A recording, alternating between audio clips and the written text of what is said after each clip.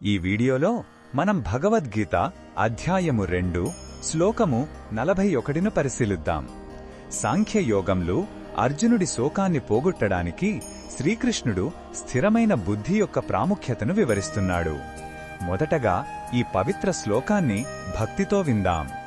వ్యవసాయాత్మిక బుద్ధిరేకేక కురునందన బహుశాఖాహ్యనంతాశ్చ బుద్ధయో వ్యవసాయినాం.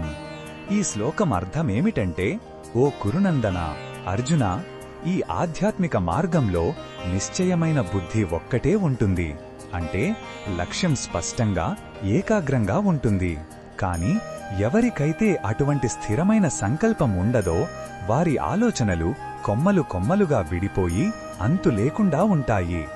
వారి మనసు ఎన్నో కోరికల వెంట పరుగులు తీస్తూ ఎటూ చేరలేక అయోమయంలో చిక్కుకుంటుంది. ఈ శ్లోకంలో ఉన్న భావం మనకు ఏమి చెప్తుందంటే, జీవితంలో ఒక ఉన్నతమైన లక్ష్యాన్ని నిర్దేశించుకోవడం ఎంత ముఖ్యమో తెలియజేస్తుంది. మనసు ఒకే లక్ష్యంపై కేంద్రీకృతమైతే శక్తి వృధా కాదు, సంపూర్ణమైన ఫలితం వస్తుంది. లక్ష్యం లేని మనసు చెల్లాచెదురైన మేఘం లాంటిది.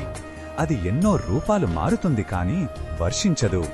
స్థిరమైన లక్ష్యం ఉన్న మనసు నిండు కుండలా స్థిరంగా, శాంతంగా ఉంటుంది.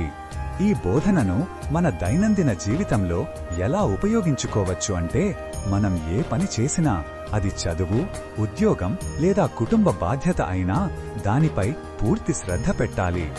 100 పనుల గురించి ఒకేసారి ఆలోచిస్తూ దేనిని సరిగ్గా చేయలేకపోవడం కన్నా ఒక పనిని ఏకాగ్రతతో పూర్తి చేయడం ఉత్తమం. మన ఆధ్యాత్మిక సాధనలో కూడా ఒకే మార్గాన్ని నమ్మి ముందుకు సాగితే గమ్యం చేరడం సులభమవుతుంది.